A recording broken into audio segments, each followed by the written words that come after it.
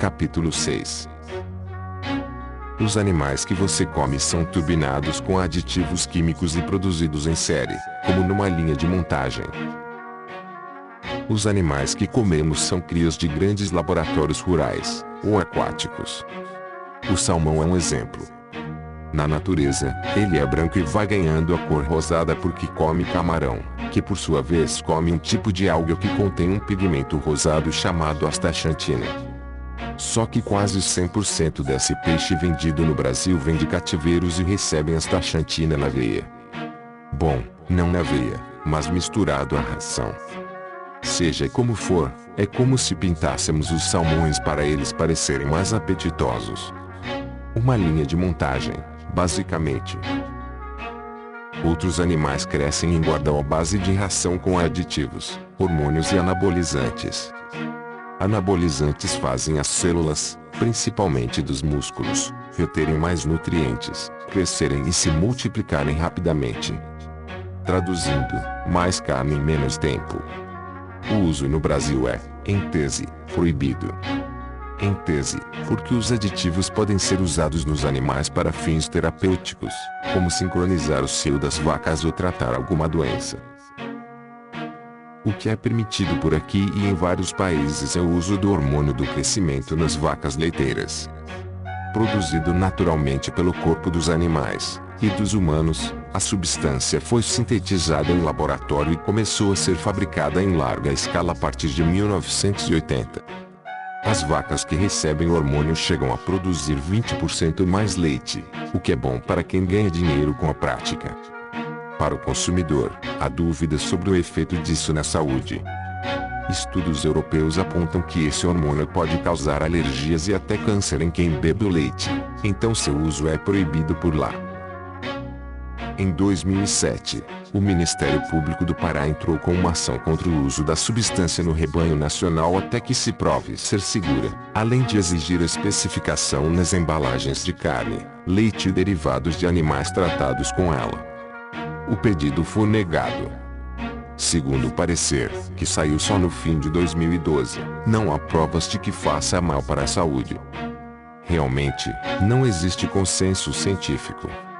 Por isso é que temos de fazer valer o princípio da precaução.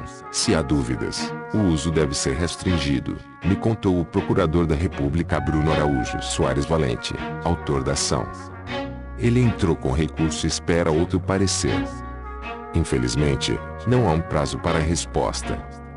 Até lá, o governo segue fiscalizando da melhor forma possível, considerando que no Brasil existem poucos agentes para muitos estabelecimentos. A vida dos frangos também é difícil. Mas é mito essa história de que eles recebem hormônios. O que acontece é que eles ficam confinados em gaiolas minúsculas comendo doses cavalares de milho e soja misturados e são submetidos a quase 24 horas de luz artificial por dia. Tudo isso para crescerem e engordarem rápido e, no caso das galinhas, para aumentar a produção de ovos. Assim como acontece com a gente, boa parte dos animais tem um mecanismo regulador de sono desencadeado pela melatonina, um hormônio produzido pela glândula pineal. Quando anoitece, o cérebro manda uma mensagem para liberar a produção de melatonina, é ela que traz a sonolência. Quando a luz, do dia artificial, incide sobre a retina e o nervo óptico, os neurônios levam até a glândula a informação de que é preciso bloquear o processo. Manter o corpo em estado contínuo de alerta provoca o aumento da descarga de cortisol e de adrenalina, hormônios relacionados ao estresse. Essas substâncias não vão passar para quem come o frango, mas não deixa de ser indigesto saber disso. Os porcos são vítimas de crueldades parecidas. As fêmeas passam os 4 meses de gestação deitadas em celas individuais de metal de 60 centímetros de largura por 2 metros de comprimento. Sem espaço para se mexer, elas ficam com os ossos enfraquecidos e têm mais infecções urinárias. Abaixo delas, uma piscina de xixi e cocô libera amônia em níveis tóxicos, causando doenças respiratórias. Já os bois, que nasceram para transformar a celulose do capim em proteína para seus músculos, quando criados em confinamento são alimentados com soja e milho, muito mais calóricos do que a grama. Tudo em nome do rápido crescimento e da engorda. São necessários 10 kg de grãos para produzir 1 kg de carne. Como os bois não vieram ao mundo preparados para dar conta dessa ração, podem ter problemas com ela. Afinal, eles são ruminantes, o que significa que têm rumen, um super estômago cheio de bactérias, que vivem ali para tirar da grama os nutrientes necessários para o corpo. É um processo de fermentação.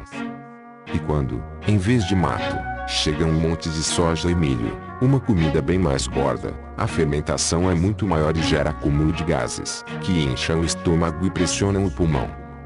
Em alguns casos, isso é fatal. Então, para evitar que o bicho morra, tome remédio nele. 70% de todos os antibióticos usados nos Estados Unidos são os que vão misturados às rações dos animais. O problema é que isso cria superbactérias resistentes a antibióticos. É Darwin em ação. O remédio nem sempre mata todas as bactérias. Às vezes sobram algumas que, por mutação genética, nasceram imunes ao remédio. Sem a concorrência de outras bactérias, elas se reproduzem à vontade. Nasce uma cepa de micro-organismo mais resistente a qualquer antibiótico. Ela pode ser letal. Ainda mais se for parar na prateleira do supermercado. Foi o que aconteceu com uma variedade agressiva de Escherichia coli. Em 2001, o garoto americano Kevin Kowalski, de 2 anos de idade, comeu um hambúrguer contaminado por essa bactéria. Veja ao lado. No Brasil isso não é um problema. Só 6% do nosso abate vem de confinamentos, contra 99% no ZEUA. Aqui os bois ficam soltos. Bom para eles, pior para as bactérias. Mas pior também para as florestas. Nossos pastos são formados à custa de desmatamento da Amazônia e do Cerrado. E isso leva o Brasil ao posto de 5º maior emissor de CO2 do mundo. Quase 52% dos nossos gases estufa vem do desmatamento. Para frear isso de forma realista, porque parar de criar bois e de exportar carne não tem nada de realista, a solução é o confinamento. Só que essa modalidade de criação também não é a panaceia para o ambiente. Os galpões de gado causam tantos impactos quanto uma cidade grande: lixo, esgoto, rios poluídos. Até mais, na verdade. Para você ter uma ideia, 2.500 cabeças de gado produzem a mesma quantidade de excremento de uma cidade com 411 mil habitantes, quase a população de Florianópolis. Agora imagine, o Brasil é a China dos bois. Temos mais gado do que gente. São 212 milhões de cabeças, uma multidão bovina que, para efeitos sanitários, causa o mesmo impacto que 34 bilhões de pessoas causariam. Boa parte desse cocô vai para grandes lagos de esterco, que servem de parque aquático para bactérias. Elas podem passar desses lagos para o solo de uma lavoura. Podem e conseguem. Só de recalques de vegetais contaminados já foram 20 na última década no ZEUA.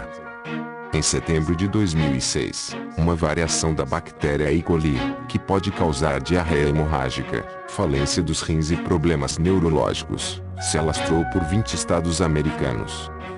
Em menos de 24 horas, uma pessoa havia morrido, 8 tiveram insuficiência renal e 90 estavam internadas por complicações depois de terem comido o alimento contaminado.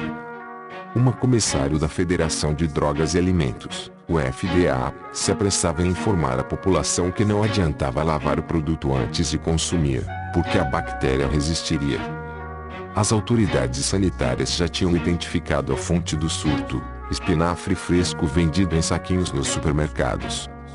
Em 2011, uma variação ainda mais nociva se espalhou pela Europa, matando mais de 50 pessoas e infectando outras 4.000. Hambúrguer contaminado. A bactéria mortal que contaminou um lote de carne tirou a vida de uma criança de 2 anos. Terça-feira, 31 de julho de 2001. Kevin Kowalski, um menino americano de 2 anos, acordou com diarreia e uma leve febre. No dia seguinte, ele piorou e os pais correram para o pronto-socorro. Depois de medicado, Kevin voltou para casa. Mas o quadro se agravou e a família foi de novo ao hospital. Horas depois, o diagnóstico: infecção por uma bactéria que pode matar, a E. coli. No dia 3 de agosto, os rins de Kevin pararam de funcionar, e ele foi transferido para a UTI pediátrica para fazer hemodiálise. Como o paciente não pode se mexer durante as 3 horas de duração de cada sessão, e convencer uma criança de 2 anos a ficar parada por 1 minuto que seja já não é nem um pouco fácil, seu pai, o enfermeiro e mais 2 amigos da família tiveram de segurar os braços e as pernas dele. Mas fizeram tudo parecer uma brincadeira animada, cantando músicas e contando piadas durante o procedimento. Alguns dias depois, Kevin já estava com água nos pulmões e precisou de ventilação mecânica. A pressão e os batimentos cardíacos precisavam ser controlados com remédios. Até que, na manhã do dia 11, depois de sofrer paradas cardiorrespiratórias e ser reanimado 2 vezes, o menino não resistiu. Os médicos examinaram a família para ver se alguém mais tinha contraído a bactéria. Para a surpresa deles, tanto o pai quanto a irmã do menino, de 5 anos, estavam com E. coli, mas tiveram apenas sintomas leves. A família ficou inconformada e procurou saber de onde teria vindo o micro-organismo. Descobriu que, naquele mesmo mês, as autoridades sanitárias americanas fizeram um recall do hambúrguer contaminado. Kevin comeu 3 deles dias antes de começar a passar mal.